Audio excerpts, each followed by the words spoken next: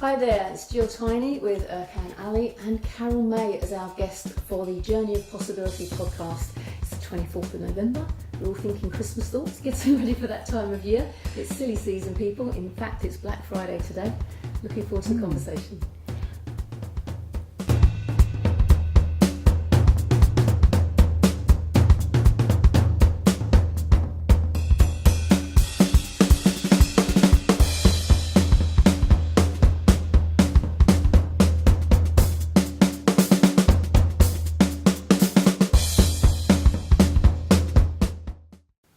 And we're back. Ready to rock Hi and roll. everyone. I've missed this. I know it feels like ages since we did the last one with Jackie. It wasn't that long ago, but I haven't even posted that one yet.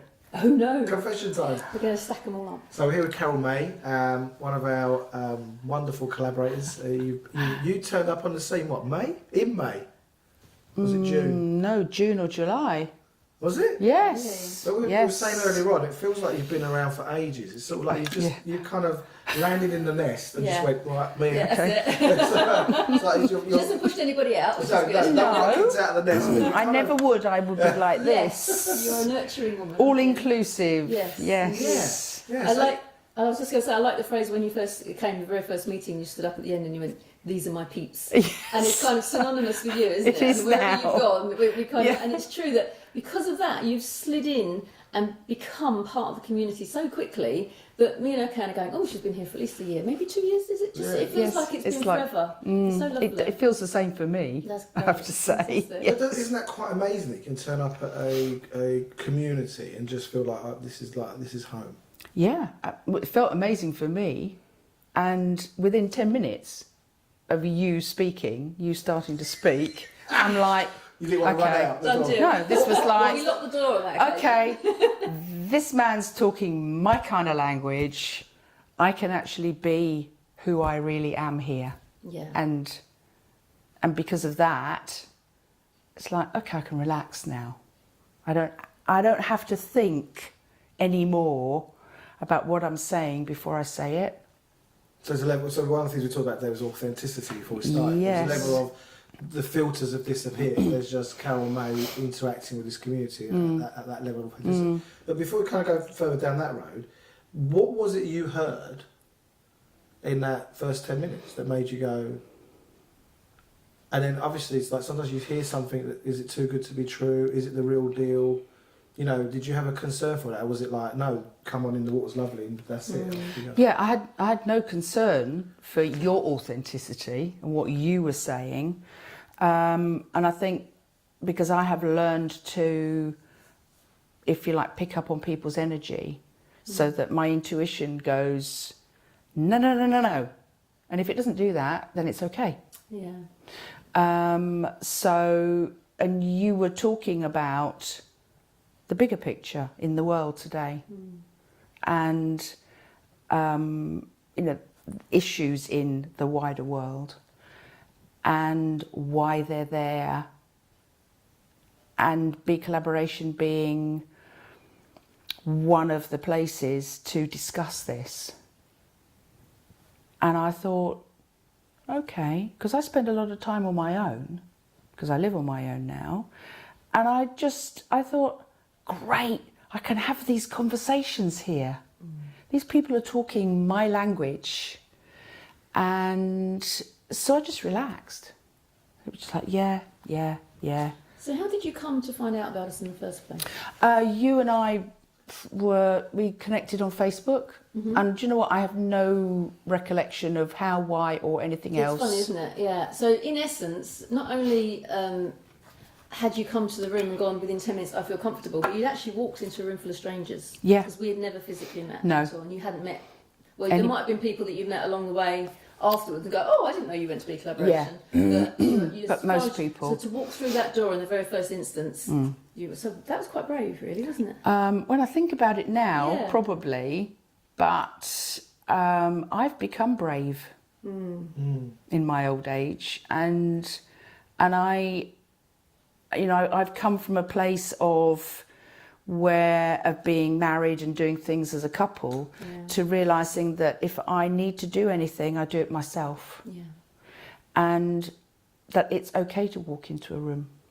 like that, because you can always walk out again if you want to. Yeah. Actually, that's quite powerful when I think about it. We should have that sliding along shouldn't we? Yeah. It's okay to move But out. that is that in a way is the invite that BeCollaboration is, isn't it? We're not asking people to stay. No. You know, No. we've often talked about people choosing the conversation because it Yeah. resonates with them, it intrigues them, it attracts them. Yeah. And it's not someone closing them, it's not someone talking them into it. And No. I think one of the things that we've been really mindful of is giving people the opportunity to choose this for themselves. And dealing with what gets in the way, money, time, will I fit in, will it work, you know, all the other concerns that we have, Yeah. is actually there's a level of, I say, respect afforded to our guests and people that come, is that they want to be there and they choose to be there. And no one's going to talk them into being there. And sometimes we need maybe a little nudge over the edge, because, you know, sometimes we are trapped in certain stories and we've always been mindful of how far do we engage in those conversations, but if people are pulling for it, then great. So in that first 10 minutes, I want to get back to the first 10 minutes. Okay. What was it about the conversation that made you, because I think there's a lot, when we first started, we didn't know there were so many people around, like you and Gill and other people that have become part of the community, and I think there's more of those people that we've yet to meet that have a social conscience, have seen the world a different way than it is today, because they've been around long enough, pre-digital, pre-internet, pre-multi-TV channels, Pre-mobile phones, that's me. Seriously, pre-streaming. Yes. You know, I remember seeing computers at school. You know, I think all of these technological advancements, social changes, what was I listening to the other day? I don't know what the figure is now, but it's something like £5 trillion of debt UK's got. We will never pay it off, ever, right? So we didn't grow up with that growing up. No. You know, we grew up with, well, debt wasn't a good thing. Yeah. You know, do you know what I mean? So, Yeah, so there were we- no credit cards actually when I was. There was no credit cards. No, when right? I was growing up, no. And there was no MTV. There was a lot of things that just were not around. And there was people, resources, and labour. You know, people, resources, and ideas, and labour. And that was pretty much what happened. You did what you did for a living. You went to work. You come home. Your mum was usually at home with the kid. You know, it was a different. Our world was different. Now we've got this globalised. We're looking at the world, and so so in BeCollaboration, we're having those conversations. And one of the things that we wanted to attract was people that wanted to have a say about how things go on the macro level, not just a moan about it, but actually experience doing something about it. And maybe the channels that we've been involved in the past, usual sort of, I don't know, the charity stuff and the stuff, and and you know, you think about, you know, 40 years of, what's it the music aid one, the one they're doing in Africa. Oh, Live Aid. Live Aid, all these big initiatives haven't really made it. It's still poor people, it's still wars. Yeah. So, and I look at it, and I'm like, Money doesn't actually solve a lot of the problems. Exactly. That's the thing. Yeah, I think I've said too much. I haven't actually asked the question. So as usual, you thought I was going to say so much, sit in the middle. I think I'm going to sit like this. Anyway, Carol. No, so is there something that kind of you can kind of go, was it a thing that maybe went, because I've had people sitting in the introduction go like that, you know, I've heard something, it just completely shifted them about what's going on here. For me, it was finding people who were talking about the things that I've been thinking about. So it's very easy. You know, you get to my age, and a lot of people are retiring at my age, and if you like, I see them almost dipping out of things, and I would try and have a conversation about things that I feel passionately about, and they are so not on the same page. And what I found in BeCollaboration was a community of people, and for me, community is everything. Because I believe that we are so not part of communities like we used to be. Yeah, definitely. And as human beings, we want to belong. We really hanker after a sense of belonging. Yeah. And we will often put our true selves to one side in order to belong. Like imagine a teenager might. Yeah. So, you know, we will hide a lot of us in order to try and belong to a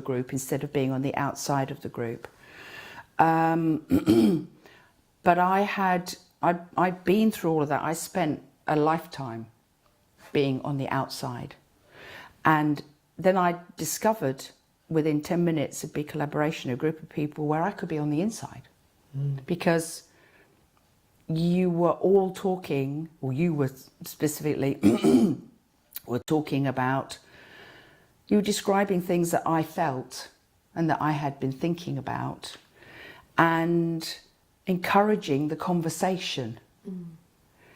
And for me, that was the key thing. It was like I said, these are my peeps. These are people who are coming from the same place that I am. I do remember actually doing the introduction on the day that you were there, and it was like what I say to people, when you're doing a presentation, look out for the nodding dogs, the people that are like, oh yeah, I get that. Oh, right. You were one of those. Was I a nodding dog? Was I a nodding dog? Yeah. And then what I like about the community in BeCollaboration is the passion and the vitriol of this isn't right, this we should be doing this. I don't agree with this. And you've got emotion and you've got passion in the room. Yeah. And I think that was probably something, the energy that you connected to. Yes. You felt these people like they're cross about the same things I'm cross about. Yes. There's injustice and they're also agreeing with. And I think one guy, it might have been the first meeting you went to, came and he sat there and he said, I'm trying to work out who the, was it the ego in the room? Alpha male. The alpha male. Oh. And I can't find him. And we're like, because there isn't one. No, exactly, because we're all on the same page. Yeah. I remember somebody coming to the meeting very early on and they said to me, Jill, where are all the women? And I'm like, I hadn't even spotted there weren't any women in the room. Because what you're looking at is a room full of people, human beings first, who are passionate about what they believe in. And one of them might be passionate politically. Yeah. One of them might be passionate about the education system or the monetary system or however it is. But there'll be somebody else in the room that goes, I know, and another thing. Yeah. And you've got this energy of I'm not on my own. I've got someone else who can come with me and maybe we can do something. And what can we do? How can we try? Let's try it and see what happens. Yeah. So it's that little seed of, well, you're angry and I'm angry, and well, if we plant that seed there, what can we do about it? Yeah. And see what's going to grow. Yeah. Whoa, hold on. It's not a room full of angry people, right? No. I think about the energy. I think passion. They have a passion. It's a passion. Yeah, it's a passion. It isn't anger. No. It's a passion. It is a very strong personal feeling which is connected with our values, our personal values. And I keep hitting the mic. Sorry. That's how passionate. Yeah, exactly. I can't talk. Take the mic here, all right? I can't talk without my hands. Yeah. And I think there's a lot of people in the room who have spent a large part of their lives hiding that part of them. And then something happens, it triggers a change in them. And so when I went to that first Hertford meeting, and I expected a lot of women, but no, there were actually a lot of men. And I thought, there is a God. There are men out there. She's good. Yeah. There are men out there who are open to the conversation. And for me, I have, one of the things that I look at particularly, and certainly with the men in my life, is how men are not generally very keen to go down that vulnerability route. Oh, absolutely. And what I saw were men around me quite open to doing that. They just kind of dived in and off they went. And I'm thinking, I really like this. And I had such a wonderful conversation with a chap at the bar afterwards.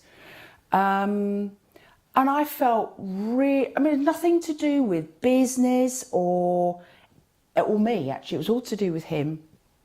And the conversation had started in the room. And I felt really uplifted by that he had been a stranger at the beginning of the afternoon. And there were we talking about our values around education and what goes on around us. It just blew my mind, because I'm like, okay, I know this isn't networking, traditional networking, and it's not sold as a networking group at all, but we are networking here. And this actually, it filled my soul that day. And it gave me hope. Because I met a large group of people who were all singing from the same hymn sheet as me. And I thought, okay, my kids think I'm weird. No, I'm not weird. There's loads of us out there. Yeah, weird is good. Weird is good, weird's fine. Yeah. But actually I'm not weird because, well, no, I'm not weird. They're all weird. I'm not the weird one. Because actually there's loads of us, so how can we be weird? We can't be weird together. Well, we could, I guess, but... We'll see, we've got another hour to go. Yeah. But there is something about people when they're operating from a true sense of integrity and authenticity. You don't follow the party line. I heard this friend of mine used to talk to me about this guy who used to make turntables, very famous in the hi-fi industry. He used to make turntables, and he goes, "Oh, he ploughs his own farrow." Everyone's going in that direction. He's on. And for that person, it's true and authentic for them to be there. Yes. And I think there's something about a community of people coming together and talking about what's possible, making a difference to each other, contributing. And I think there is something important about, not that I would call it networking, but actually I don't even want to put that in there, not about networking, but about upping your own game. Being an environment that pulls for you to have a breakthrough or to have a jump in performance and communication. That will get you more business. Talk to people about what you're passionate about. They'll probably link you up with other people. Talk about it enough, then maybe an opportunity will open up for maybe someone buying your services. It isn't a direct correlation of a transactional environment. No. It's a far more, I was going to use the word magical. It's a more magical environment. Yeah. And I can get why people struggle with that, because it's not like going in and ordering a Nando's meal. It's not some chicken in it. It may be you've got to go and forage and find some ingredients. And then you've got to go forage and find someone to prepare it with you. And then you've got an audience who might want to engage with it. But the nuances are far more...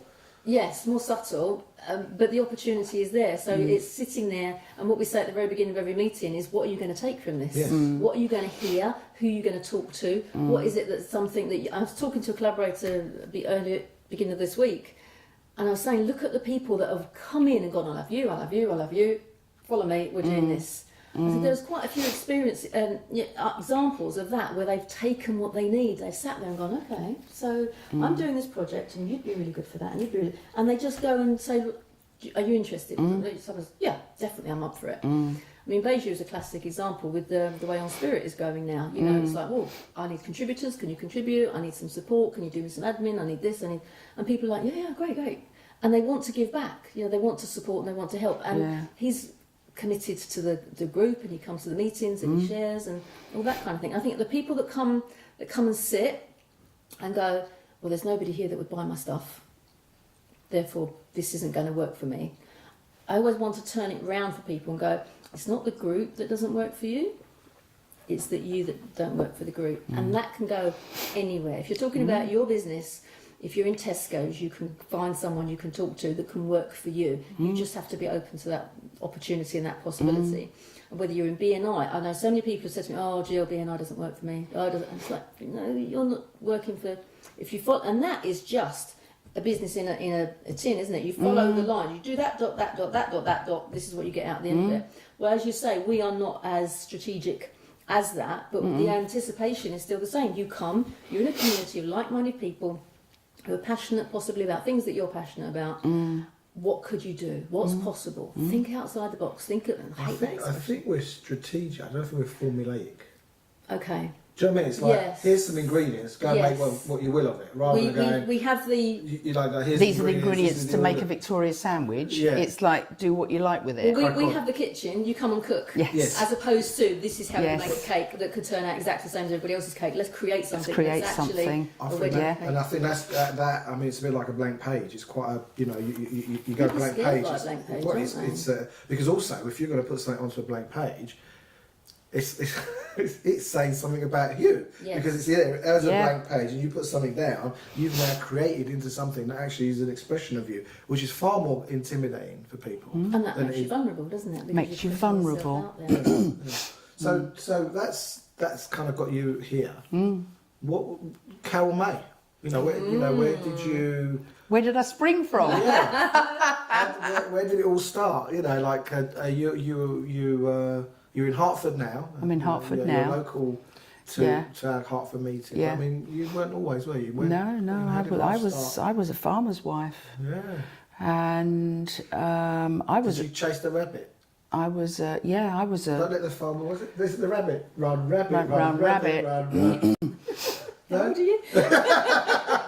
I was a good girl. I was always a good girl, you see. Hold on a minute. Imagine You're the that. second farmer's daughter.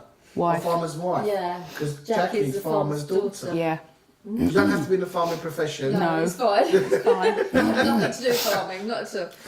But But no, that's not where you started, though. But where did you start? Where did you kind of grow up? Were you London girl? Were you Shires? Or? we were South London to start with. Well, what is now South London, which is I was born in near Croydon. Uh-huh. My family came from there, and I've got one cousin still there.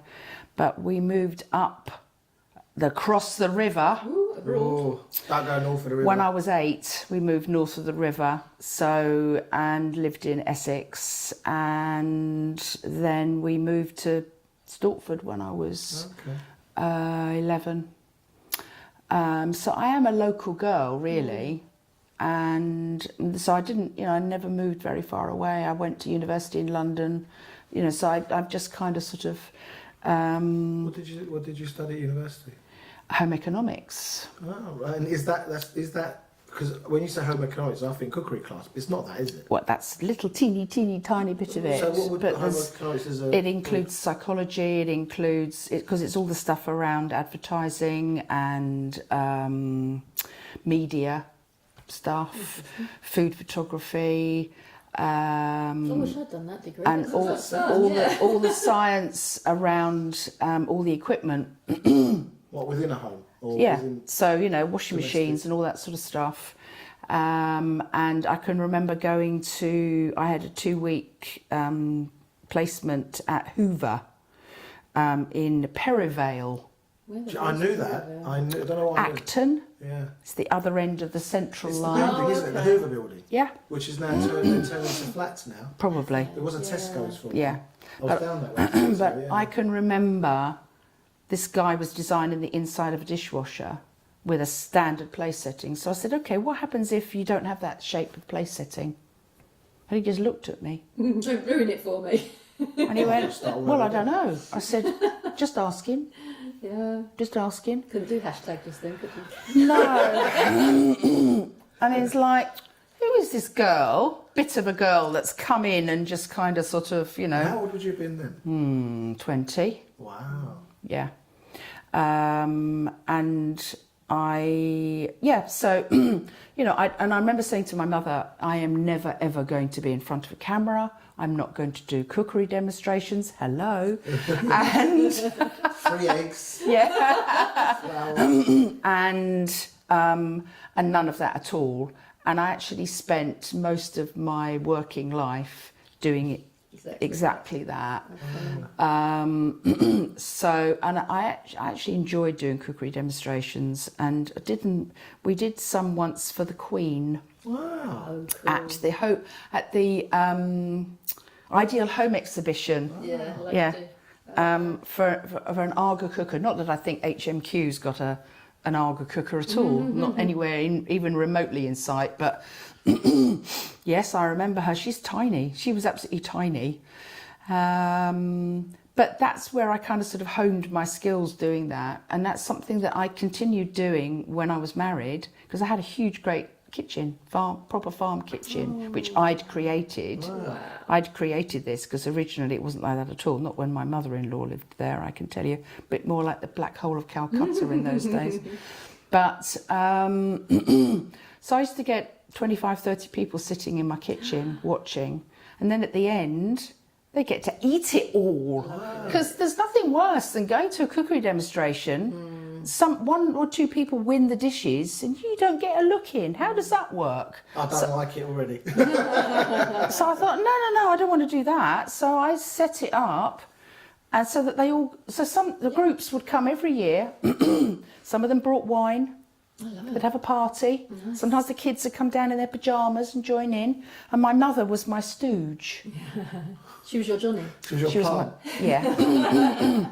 And so, and I would insult her the whole Is there any of evening. this film anywhere around? No. And she loved it. I loved it. It became a bit of a comedy act. This is me, who never wanted to go on the stage, never wanted to do any of these things. Fantastic. And I would insult her all the time, and she'd do her bit. Now, my mother, she'd never been to drama school, but she worked for the BBC her whole life. There was obviously a bit of that in her, and her father had been on the stage. So it kind of sort of, and actually my son, I've got a video of my son at school doing a one-man thing in French at the age of 9. And I'm thinking, I really need to get this put onto DVD because this is priceless. I really want to sort this out. But yeah, I used to love that. And do you know what? I still have people come, and I taught evening classes as well. And my way, nobody else's way, my way. Because I like to teach in a way that I would like to be taught. Yeah. So, I would do all of that. But I have people that come up to me still in the street and go, I still use that recipe of yours. Oh, I love that recipe of yours. So food. So when did you know? Because sorry, I'm seeing it in Senna now. Senna's my youngest daughter. She's 10 soon, but she's always had this thing for food.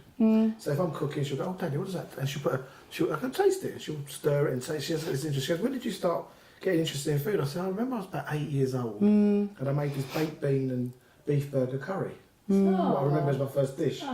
And she said, "What did you do?" I said, and I always used to watch my mum, and she'd make the dolmas and the keftes and all that stuff. Yeah. So did you have this thing for food very early on? Do you remember it being part of? I do. Yes, I do. Food was important, and I mean, when I was really young, it was my father that did a lot of cooking. Okay.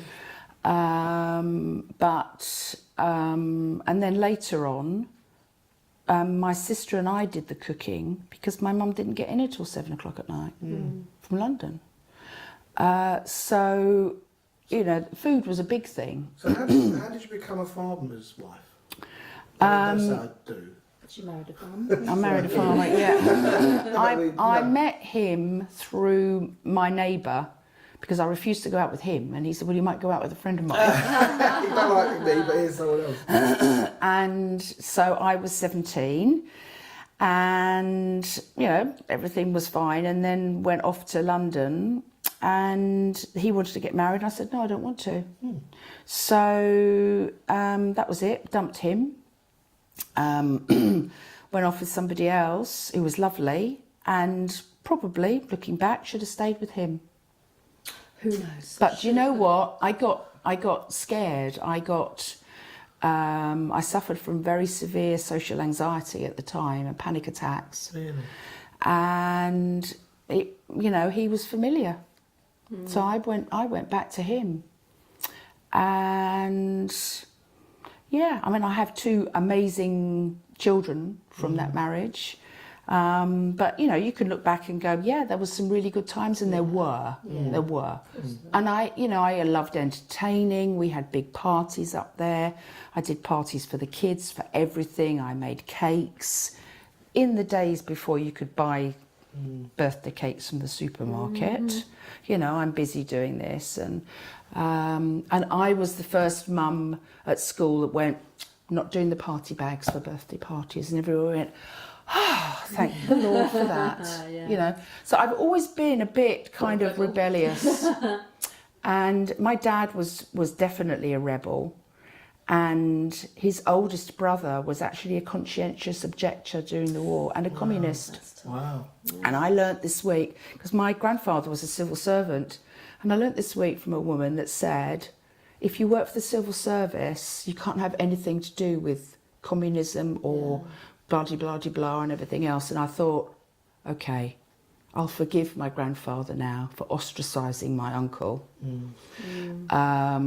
because it almost wrote him out of the family history as a result. But so there's a history of that out there. A bit of a rebel in the blood. Yeah, and I think the fact that my mother worked full time for 50 years. Well, not full time when we were tiny, but she still worked, and very unusual for a woman born in the 1920s to do that. She was a professional woman. Was she a strong woman? Did she? Because I kind of get that. Obviously, we talked about earlier on how we've met you as you are now. Yes. We haven't known you long. No. And the title of this podcast is Journey Yeah. of Possibility. And it's obviously you've come into a community that's accepted you as you say you are. And it all feels lovely and it's authentic. And Yes. it's great. Yeah. But imagine during your life, that journey of finding out or recreating. I think you've got a piece there you wanted to read out about peeling back.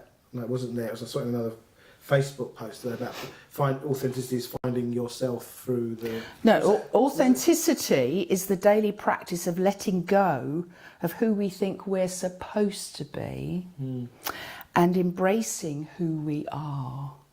Now, I think a lot of the problem is we don't know who we are.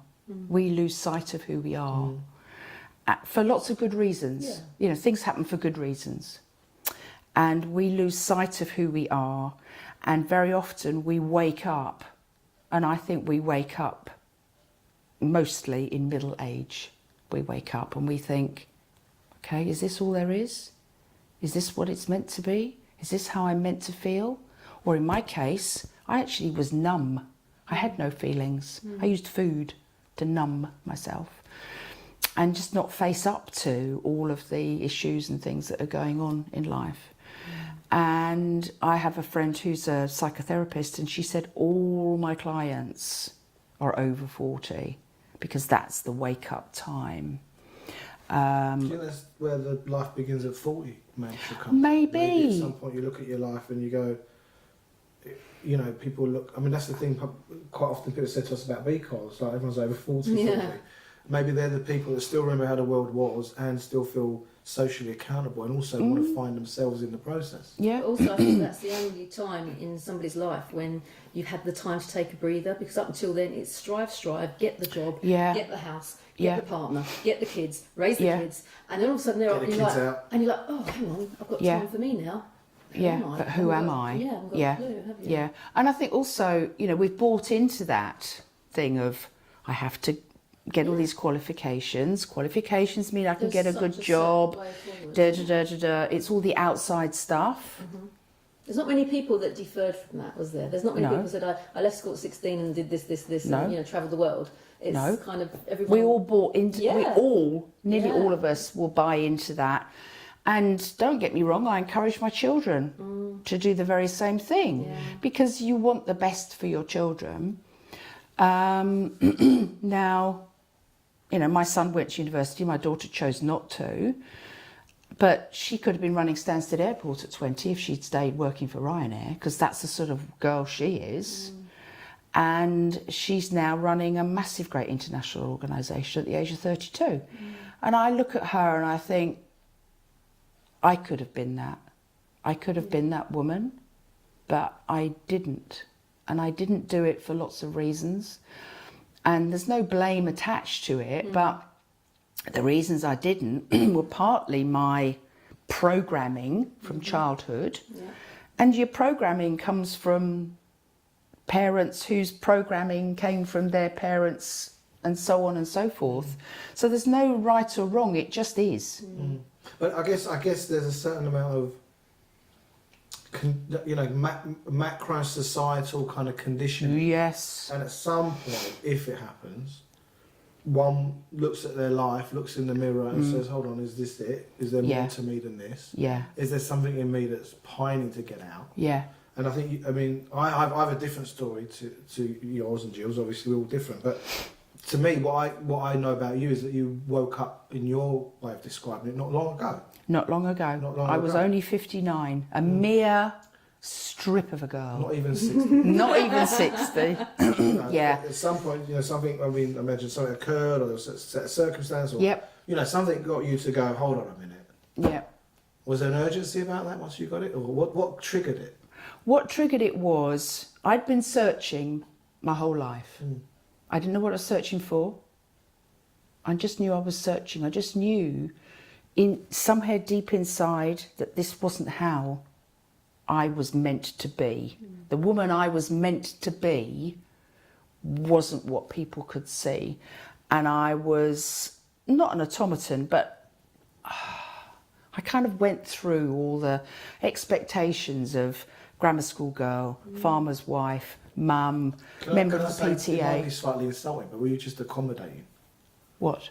other people's expectations? Yeah. Oh, absolutely, absolutely. You know, you didn't have the, I don't know what it would be, with courage or wherewithal or will. Well, to the challenge. personal knowledge, though. Don't forget, we look back at those times with the knowledge we have today. Yeah. We didn't have that knowledge back then. People didn't talk about, any of this stuff back then. So there's no guilt or shame attached to any of it. It just was. And I had really loving, caring parents.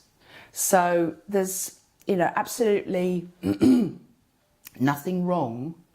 And it was just the way society, a lot of stuff is societal It's almost stuff. like you're kind of herded into these Right. and cultural expectations. Cultural of girls, expectations, boys. which was something I spoke about yesterday with somebody about cultural expectations around food and your weight and your body shape. So Barbie's got a lot to answer. Yeah, all of that comes in. And, my generation, most of us left university or college and then got married. Right? That was an expectation. And you thought if you'd reached 25 and weren't married, you were on the shelf. Seems ridiculous now when you think about it. But so all of that was going on. And then when my marriage fell apart, because my ex-husband became an alcoholic, and a lot of that was societal pressure on him and his inability to deal with stuff and his expectations of himself and my expectations of him as a man, which were based on my father. And again, there's no fault in any of it. It just was. And as a result of that, I lost my home. I became bankrupt and homeless. And this happened very quickly. Yeah, it did. So, but I was still locked into my old expectations, okay? And this is not right, this is not fair, or my friends have got X, Y, and Z, this is not how it's supposed to be. And then, and I'll admit it, I had a breakdown again. It's the second one I'd had in my life. And I, at that time, was supported by some amazing women who are still in my life. And without whom, I don't think I would still be here, to be honest. So on that note, what I'm hearing is that life for all of us is happening wherever you are in your life right now, whatever circumstances.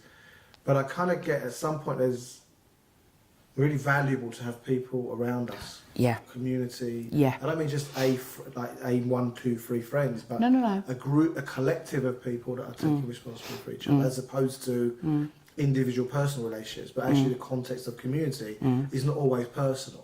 No. Do you know what I mean? It's Absolutely. I've had it in sort of like AA environments or Yes. even in the networking environments. Being part of something gives you strength, gives you an area to draw on or to hold you accountable or ask about you. Absolutely. Yes, indeed. And for me, what I learnt was it's never the people you expect. It's never the people closest to you. It's always the people who are actually on the edge at that time. They come into the centre, as have my girlfriends from that. They've come into the centre and other people move back out again. And that's okay. So, but that's a massive lesson to learn around relationships. And I learned how to accept help and support and also ask for it. And that's a big thing, a huge thing. Why don't we ask, do you think? It goes down to, I think it goes down to shame. I think society's expectations of us are that we can cope. Well, it's the classic, isn't it? How are you today? Fine. Fine. You never tell somebody. Yeah. We do You in the do- you do collaboration know- community. We kind of share, and I've had a bad day. I mean, Becky was the classic post, wasn't she? She put on there, and I'm having a terrible time. Yeah. And it was literally her heart was open. Yeah. But normally, whatever that is don't. out there, it's the fine word, isn't it? Yeah, yeah. Okay. So, okay. And you know what that stands for, don't you? Apologies for the language. Here we go. Okay. Yeah. Go for it. Okay. It's fucked up, insecure, neurotic, and emotional. That's what Is that we you? really are. Ah, yeah. That's what we really are. Yeah. Okay. But I think we fear being our true selves. We fear appearing to be vulnerable. We fear appearing to be weak. It's not weakness. It's just that we all have needs at certain times in our lives. And because we've lost community on the whole, Massively. we don't have that support. We don't have the neighbour next door that pops in, or just pops in, makes a cup of tea and sits down for half an hour and has a chat. Because people feel they don't have the time anymore. For They that. don't have the time this anymore. indulgence. Okay? They'll send a text message, but they won't ring you. But do you know what? Actually, a text message every day from somebody, you just realise somebody else is thinking about you. That's also really good. So what I learnt was that there were people out there who were so giving, not just of their time, but of everything else. So I had two friends who arrived from up north, and when we were selling off a load of stuff from the house, and Linda had just a little tiny rucksack on her back, which was her stuff for the time she was with me, and this huge, enormous bag full of food. Oh, bless them. And she went, well, I'm just going to feed everybody. Anybody that's helping, they can all have food. Oh, fantastic. And then Jeanette would just I was kind of wandering around in a daze, and she'd just come up behind me, put her hands on my shoulder. Okay, time for another rest. And she, but they were so connected to me. But we hadn't been close friends. The trouble was the people who were really close were afraid because I had become somebody they didn't recognise.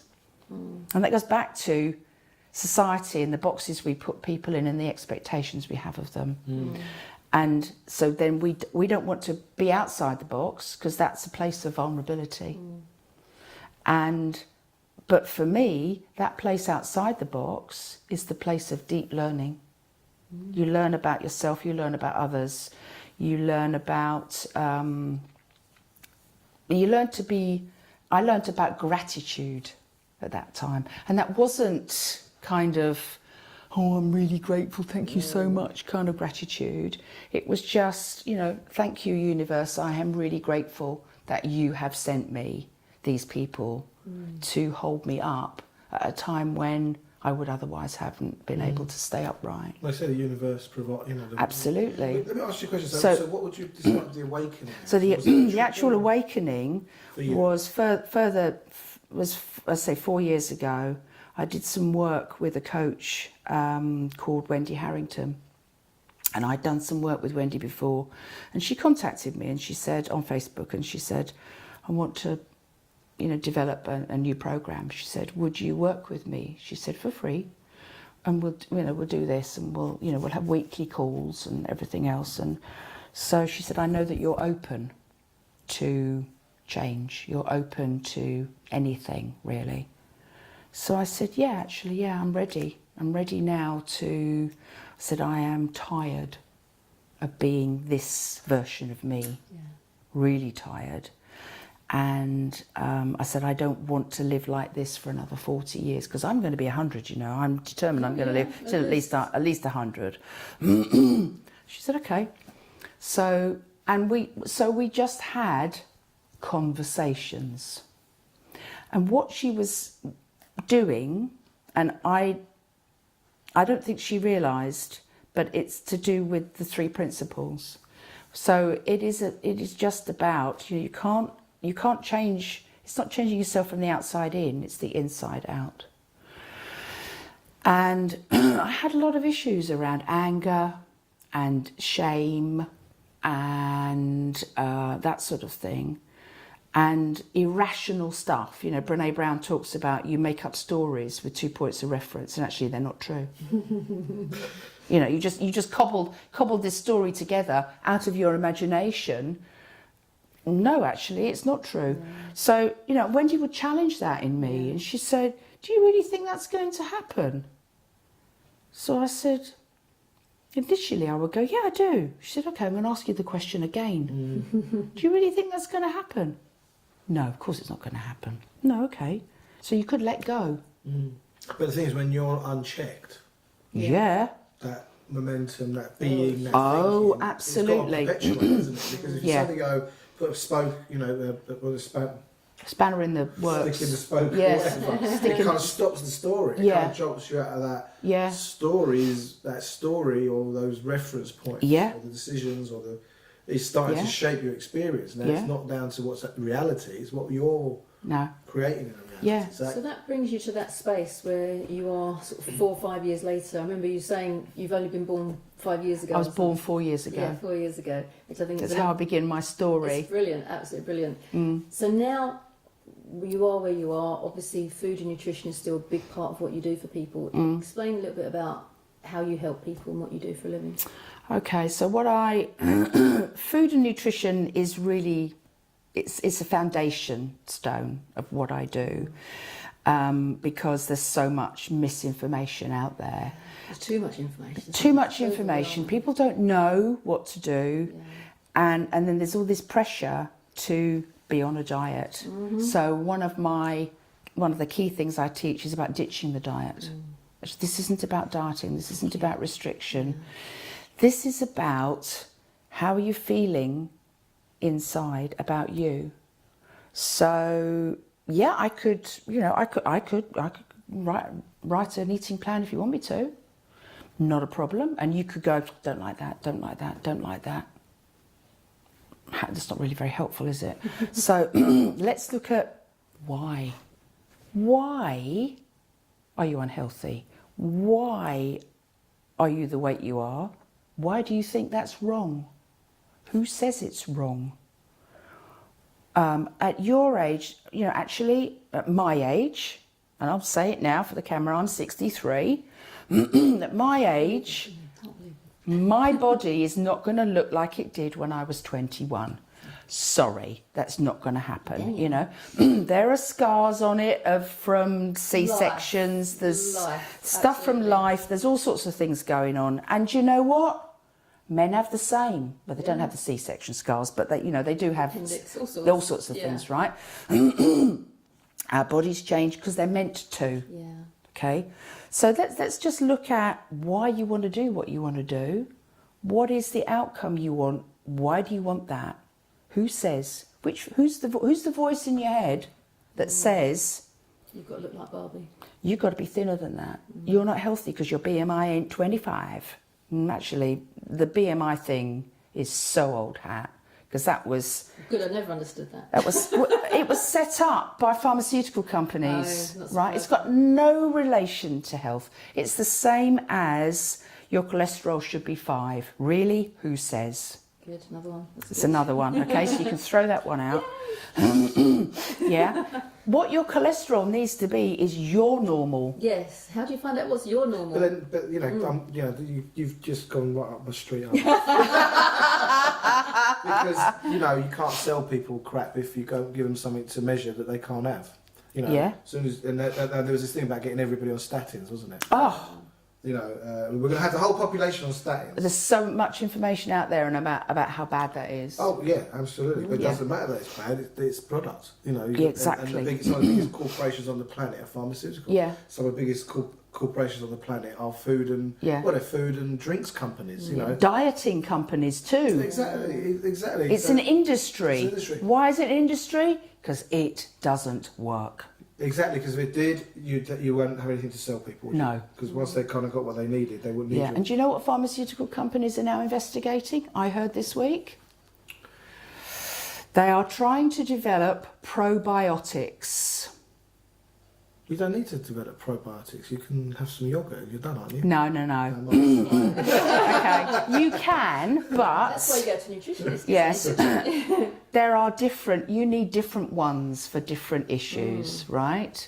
So you need to. This is what functional medicine and functional nutrition is.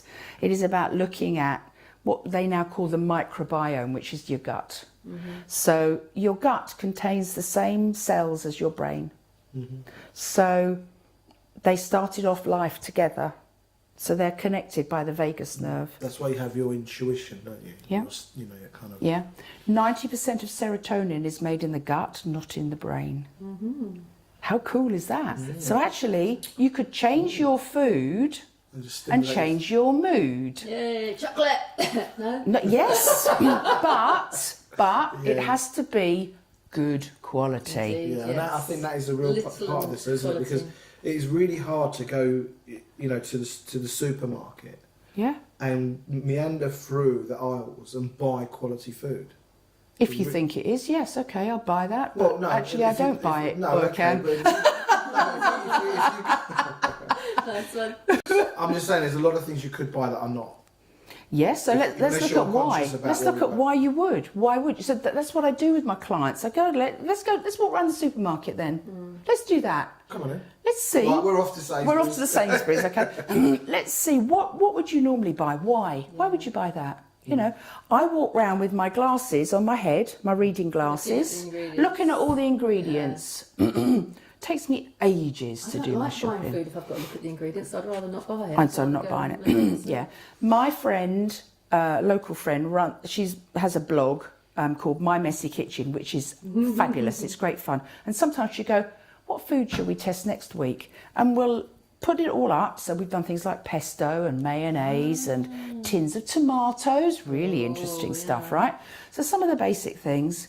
And you look at what the ingredients are. If you compare them with all the others, so interesting. And then you write to the manufacturer and they won't tell you why that peculiar thing is in there. You go, okay, right, not buying that anymore. So I come with my clients, they come to me initially always about their weight. It's always that. Because you hit perimenopause time and they don't even realise that's where they are. What is perimenopause? Perimenopause is a period that can be up to 14 years prior to the actual menopause, which So is it's just like one day. premenopause then, is it? Yeah. It's called the peri. Peri, is it? Perimenopause. What are the Symptoms? or conditions or you know? Yeah, so what's happening is that slowly the female hormones are going down, but while they're going down, they're also going like this. Fluctuating. Yeah, like that, right? Mood swings. Oh, big time. Have you not seen that? I've Victoria got to play very Wood. innocent right now. I've got to play very innocent, I'll be careful. Victoria Wood did us a piece about the menopause, which is hilarious, and you need to look it up on YouTube because it's like, you know, I have 10 minutes once a month. Yes. And it's like, you know, I'll see that person, see that person, They're see that queuing up. person, queuing up behind her, and then the husband comes up, sorry, door's closed. And it's- Sorry, yeah. That's how it is, okay? Or it can be for lots of women. Others don't experience it quite so severely. Then you get the hot flushes. So, yes, you've got the mood is that where swings. so part of my ignorance, because I'll ask because I don't know. but Yeah. Is that where things like HRT treatments, HRT can hormone do, yes. replacements are kind But that doesn't, all that does is it puts off the evil day. that just that what is that like a coping? Yeah, for some women who claim that it's really, really, yes, in elastoplast, right? As soon as you take it off, You're back. bleeds again. Yeah. So, And so, you know, look, we're like, you know, I'm out In a of it, medical so now. that's really cool, right? But so as men in relationships with women are going through that, yeah. we probably have no idea. No, and that's what the I'm hell's- really keen on working Because I think a with. lot of men would like to know Yes. what, you know, because like we don't know what to say, what to do. No. But we don't know, but men generally don't know what's sexist, what isn't sexist, what's acceptable. Yeah. Because there's also, I think, imagine there's women getting away with things they shouldn't be getting away with because of these, Yeah, you know, I there's think unchecked so. behaviour going I on, think there's so. unreasonable behaviour. Yeah. And men put down, well, she's going through, Oh, yeah. Yeah. so I can't hold her accountable for Yeah. something. Yeah. So, and that's what I'm interested in developing next year, is working with, even if working with couples maybe, because I have in the last few months had conversations with men, and they'll say, what do you do? And I'll say blah, blah, blah. And they go, maybe that's what my wife's going through. Yes, it could be. And, it can badly affect relationships. And so not only, it isn't, because the men also have their own version, of course, of the menopause. It's called the andropause, where your sex hormones start doing this as well, right? Only yours start a lot earlier than ours. That's why women in their 40s are having a great time. Oh, really? Yes, they do. But, for me, it's about communication. But then if you're watching, but if you look at... Having the conversation. But going back to the macro, and BeCollaboration is very interested in the macro. We're looking at films, we're watching soaps, we're watching sexy adverts. And there's this, I really struggle with this stuff now. I don't really watch films anymore, I can't watch it, because it's just all crap. The expectations that are being imposed upon us via osmosis these days is so not viable. Yes. And then you look at your relationship, you look at your body, or you look at your partner, you look at your house, you look at your kids, you look at your money, you look at all these things, and even if you're very conscious and you're paying attention, a lot of this stuff is so subliminal. Yes, it is. And it's been going on for decades. If you've been around for 30, 40, 50 years or more, it's been decades of conditioning. Yes, absolutely. And you don't even know why you're not happy, but there's some reasons. There's just this sense of unfulfillment. Yes. Huge unfulfillment. And looking for something that's going to make you happy. It ain't ever going to make you happy. No, because we have the ability. It's only us that can make ourselves happy. So happiness comes from within. So so what I find is so many people are, if you like, treating the symptoms. Yes. Well, but that's the whole point of products. And services and treatments. Give you a happy pill. Or whether it's a drink or a present. And people are making billions selling the treatments. Also, the society, the expectation now is I want to be happy all the time. Happy is a destination that I'm going to get to. As opposed to happiness comes and goes. It fluctuates. You're never going to have that. But that's the expectation. It's like, I want to get to Happy Town and I'm going to live there. And everything's going to be wonderful. Do you know what that's Sorry. It isn't like that, because happy comes from within. You can wake up happy. You can't, you can just decide. You can choose happy. You can choose happy by being grateful. So having that, I have a gratitude practice in the morning. But hold on a minute. If you just wake up and you're happy and grateful, then what are we going to sell you? You're not going to buy anything, are you? I know, that's so cool. You're not quite Isn't that so cool, though? Totally, it's free. I love it, you see. In fact, I don't have to go and buy anything. They don't. I don't have to consume anything. I don't have to feel insecure and inadequate in what I've got. Because everything I've got is what I've got, and what I haven't got is what I haven't got. Yeah. But going back to what I was going to say earlier, it's the thing like with cigarettes. Like, and whatever your thing is, is people say I smoke to relax.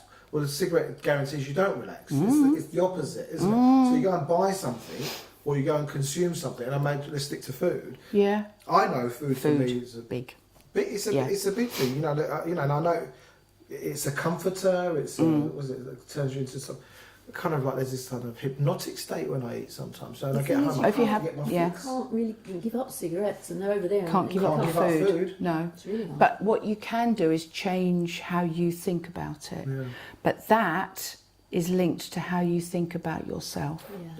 That's the key, for me anyway, is like ditching all of this expectations that we have of ourselves and we have of other people, and realising that we all have the power within us. So would you describe your awakening as almost like unshedding the program conditioning of decades? Yes. Say, like, it's almost like peeling back, and then this new...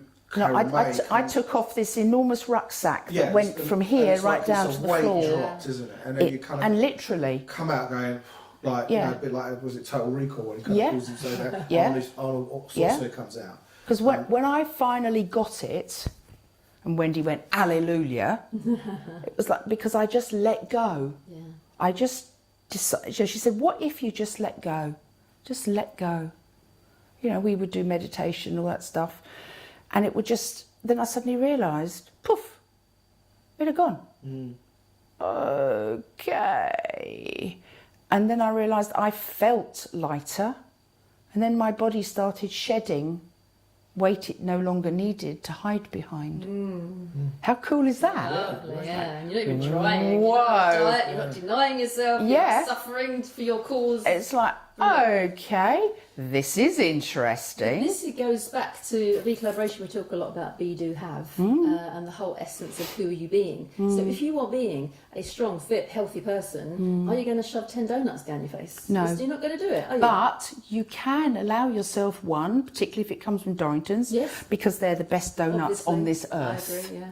And to have one Let's make a note of periodically, to have one periodically and to really Love it. enjoy it, Savour it. eating mindfully. Mindfully, yeah. Mindful eating is a massive, because you watch, I'm a terrible people watcher. You watch people, they shove their food in.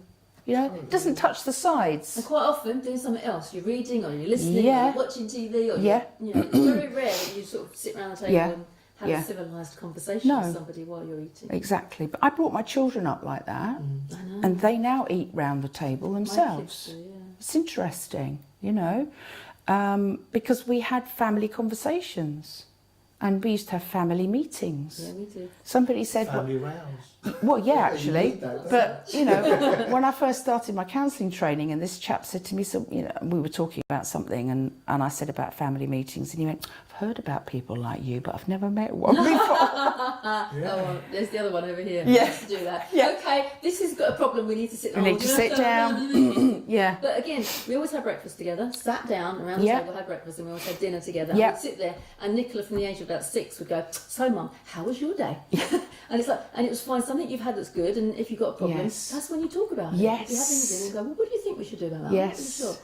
And you'd have a lovely time. Yes. And television was in the other room. Yes. We couldn't see it, and we just sat and as soon Yeah. as they left home for university, me and Alan got lazy.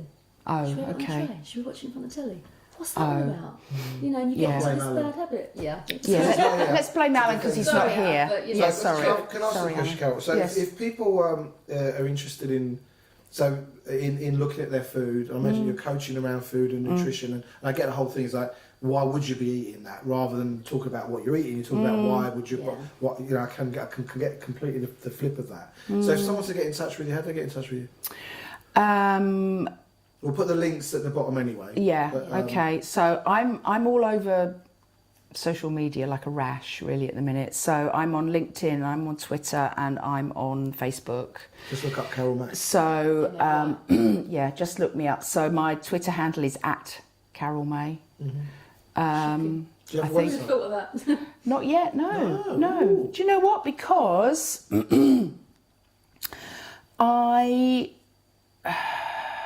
one of my coaches has always said, you don't need a website. But I think what I do need now, because I've started sticking my head above the parapet, this is the 3rd day this week that I've been in front of the camera. I think I need what I call a mini website, so where I can do all my blogging and have a quick sort of contacty thing really. And do you work with people one-on-one? Do you do group stuff? Do you do I like courses? to do both. So what I tend to do is I'll offer people a group to start with, unless they really want to just dive into the one-to-one.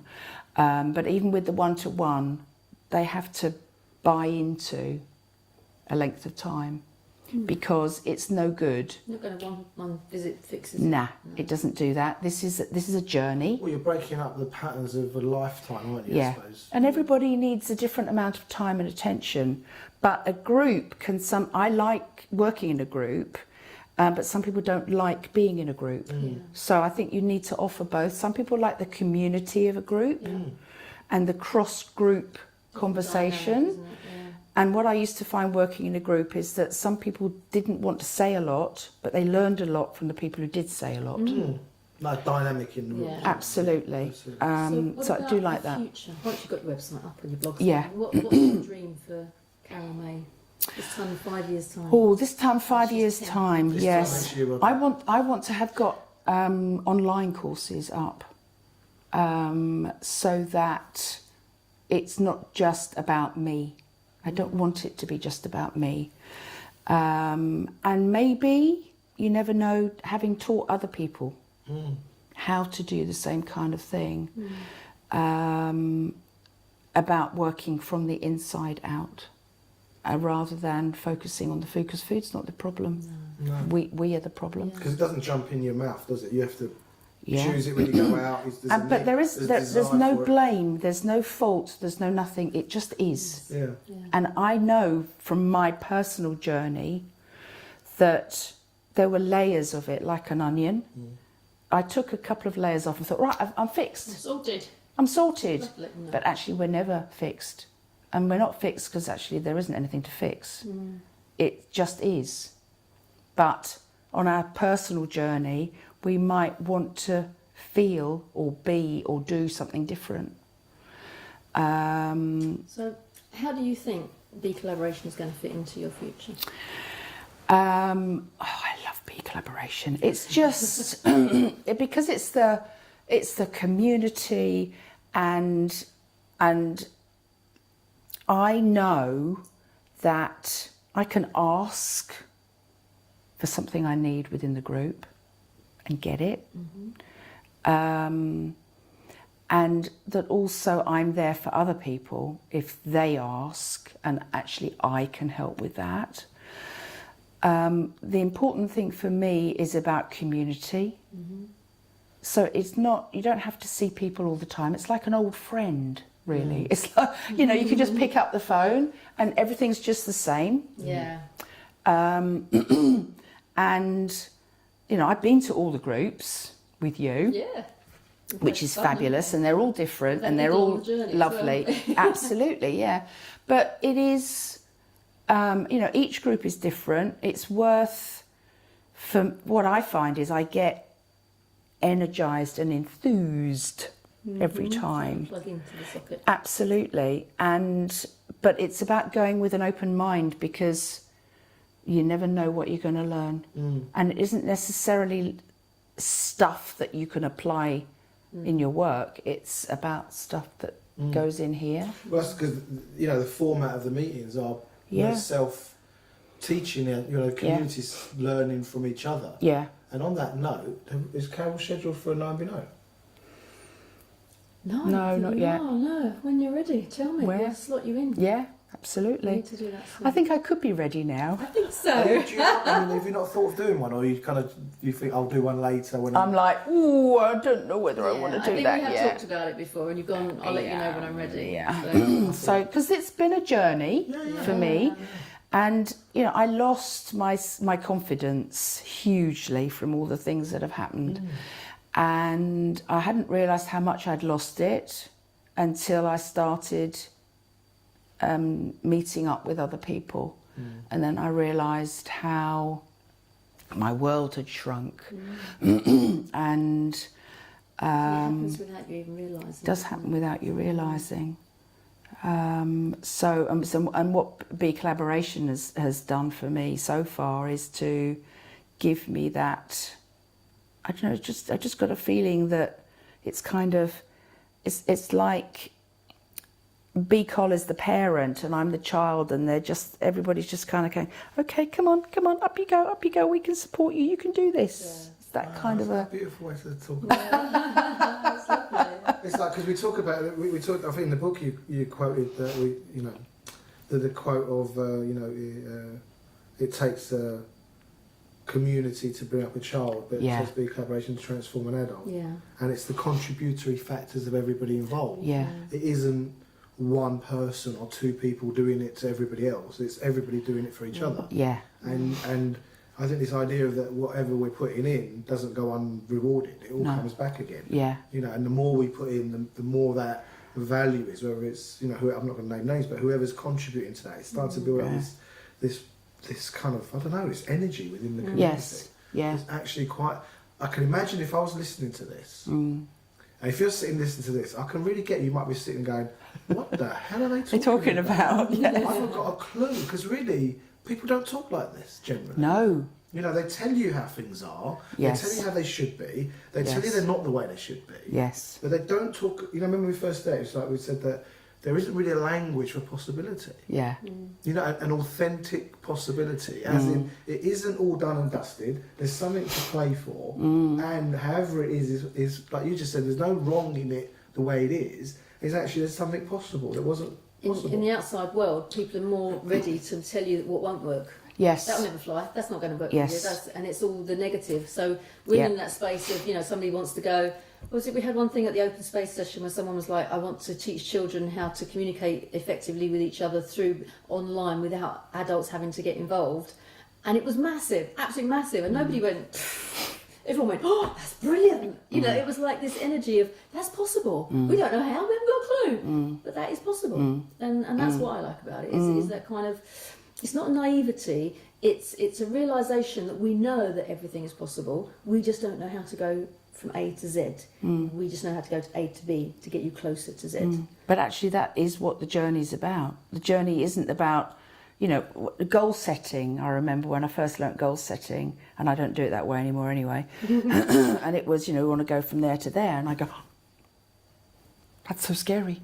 I can't do that. Can't imagine it. Yeah. And then I was taught to plan backwards from there, so you knew what the next best step is. And that's what Oprah talks about, doesn't she? The next right step, or the next best step. And that's what the journey's about. So although you may have that, actually you may end up over here, because it's about being open to the possibilities of that isn't actually where we're supposed to be going. You can see why people collapse goals, because goals are results and outcomes. Yes. And targets with intention. Yeah. Because intention could be to impact as many people's lives from their health and nutrition point of view. But then there's all these goals, though. So I've got to have 20 clients, I've got to have charge them X amount a month, I've got to have this, I've got to be here by here, and all that kind of. And I think people are waking up to actually, it isn't about those results. Now, some of those results you've got to be accountable for, because you've probably got some bills to pay, and you've got to feed Well, yourself. yeah, got a few of those, yeah. Yeah, you know, but it's actually when you're fully expressed in the moment and you're able to, I think what you just said about doing the know and be known, and what came up for you, am I ready to put my head above the parapet? Because it isn't a parapet. No, I know. But we're taught, don't speak up, don't say anything. Yes, what shut I was up, sit taught, down. you're not you've got nothing of worth Yeah. for others to listen Especially if you're not, if you haven't. And I think I see this in also where people are more academically, traditionally trained. They really don't have the confidence, but they've got the mandate. Because you get, Yes. do you know what I mean? You go to see your doctor, and they're this shifty kind of. We wouldn't say boo to a goose, but has read loads of books and is going to sit and talk to you about your health. I'm like, Yeah. I don't want to go see a doctor when I'm not well. Why do I want to see a doctor? I don't really want to see a doctor, right? No. But the thing is, actually, I'd rather see someone who's jumping out of their seat with energy, talk to me about my health, than someone who's sitting talking to ill people all day. Yeah. Do you know what I mean? The whole thing kind of feels really. And I think there's this thing about allopathic medicine. Yep. How it all changed to allopathic, and allopathic was all about treatments and, you know, go to the doctor. You know, people say, oh, you're not feeling well, go to the doctor, he'll give you something. I said, what is he going to give me? Like what? I haven't had antibiotics. Well, in the olden days, it all started 20 with gin, years. didn't it? I was quite up for that. Because Gin? the doctors said the original Oh, yes. doctors. I'm up for that. Was it Aquavita? Yes. That was the first part of gin, and it was Yes. like you would go there, and of course it made you feel better. Yes. You know, give me some gin Yes. and I'll feel better. That's fine. Yeah. But that's how it We're going to have a started. gin and tonic after this. Oh, absolutely, yeah. It's Friday. Yes, it's Friday. It's 5 to 5. That's It's Friday Crackerjack. feeling, yeah. Yeah, Crackerjack. but what's Cracker? You don't know what Crackerjack is? Come on, seriously. I used to I'm love too young that. to remember. Run around! No, Yeah. So for me, it's like, you know, in this community, you know, I can see why people kind of get confused with it, because it doesn't kind of really fit anything that we're used to. But it's really unbridled, I don't know, unbridled, but it's a place where people are getting together, sharing their wisdom, and it's shared. So Yes. shared doesn't mean, right, what you need to do is this, No. and this. It's this is what I've learned. Take what you want. Yeah.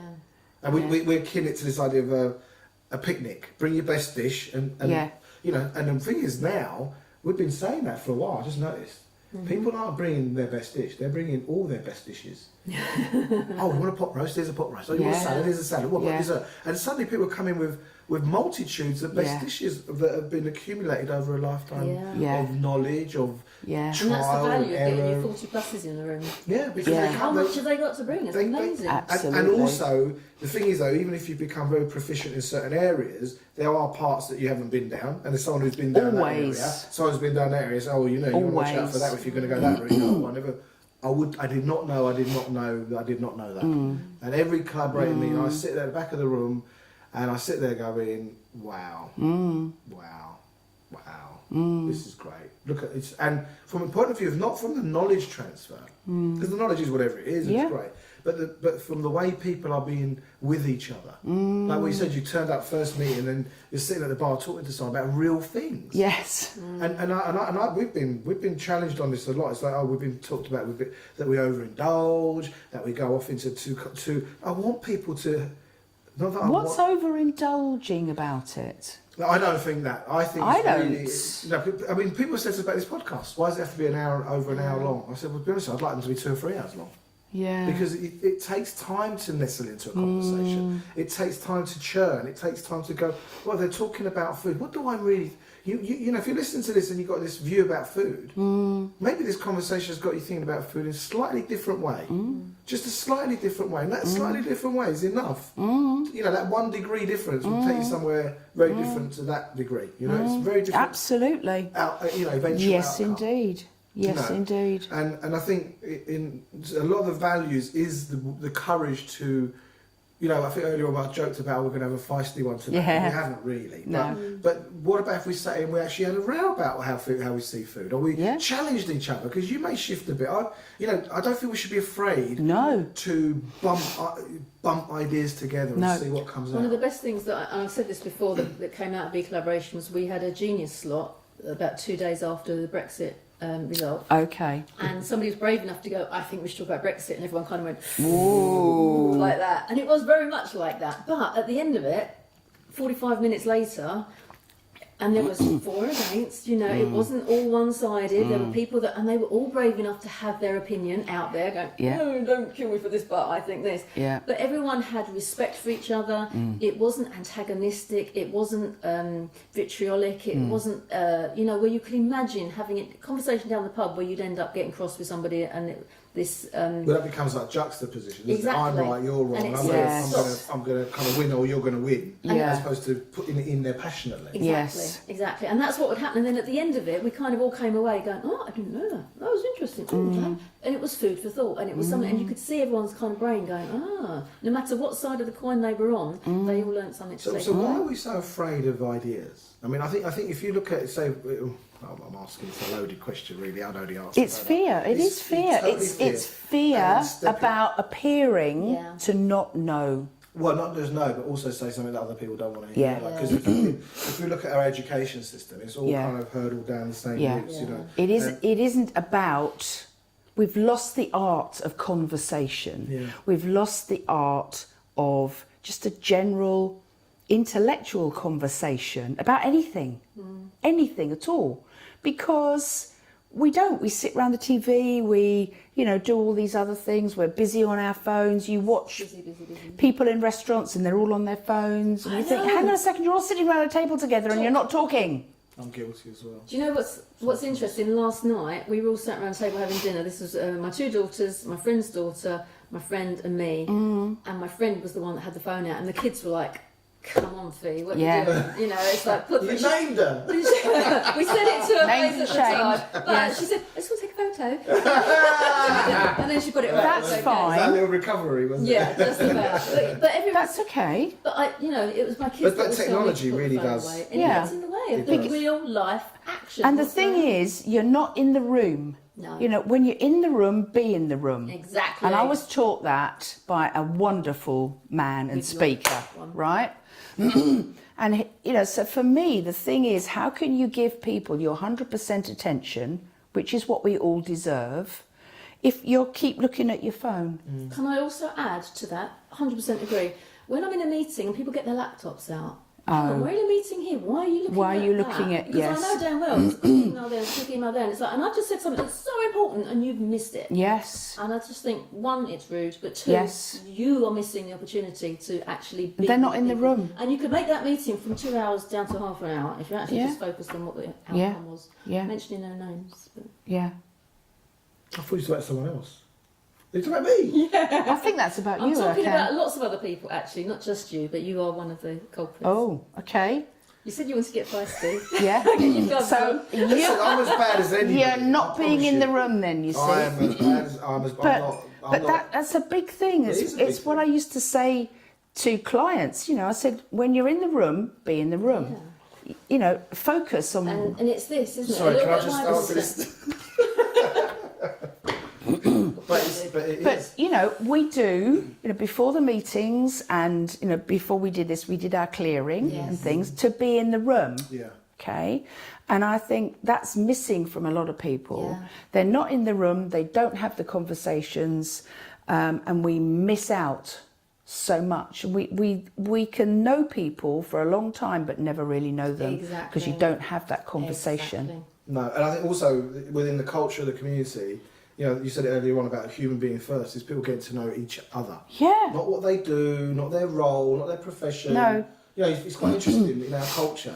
One of the first questions people ask people is, "How do you earn your money? You do. How do you earn your money? How do you earn your money?" Mind your business. You know, what the hell's that got to do with you? You know, who are you first? It's not who I am. No, and we started saying odd things like this early on. I want to know who you are, and people go, and they don't know how to answer the question, and that's I get that. But if we don't start asking the question, how do you start formulating an answer for who are you, as opposed to what do you The do? thing is, though, most people don't know who they are. No, I agree. Which goes back to what we were talking about earlier, you know, that you can lose your way in life. You don't know who you are because you're so focused on what you do, focused on earning the money, focused on being whoever you are. So, you know, mother, father, son, daughter, whatever you are. Yes, you are all those things, but primarily, Who are you? who are you? So, and at the end of the day, we all leave this earth in a wooden box or something like that with nothing. So it's who we are that counts. For, you know, for and it's not about achievement, it's who we are and the relationships that we create around us. And the, you know, when my father died, he had nothing. No money, nothing. That's okay. Because actually I remember who he was and what he stood for as a person and the things he felt passionate about and all those other things. It was who he was. And some of that was what he was to me, but some of it is what he was for himself. And I think so many people are lost. And I think that's really sad. Oh dear. On that note. No, we don't want to end on that no, note. No. We want a more jolly No, I note. think that's a good note. I think that's a really good note because if you're sitting watching this and you're listening to it, is asking those kind of questions are really important. I think Carol, you proved that you've asked those questions in your life. You've seized the moment. You're in action. You want to make a difference to people's health and well-being through food, and you know we engage in a community where we're all learning from each other. And I really. I'm proud that you're part of what we're doing. I'm proud that you turned up and went, this is for me.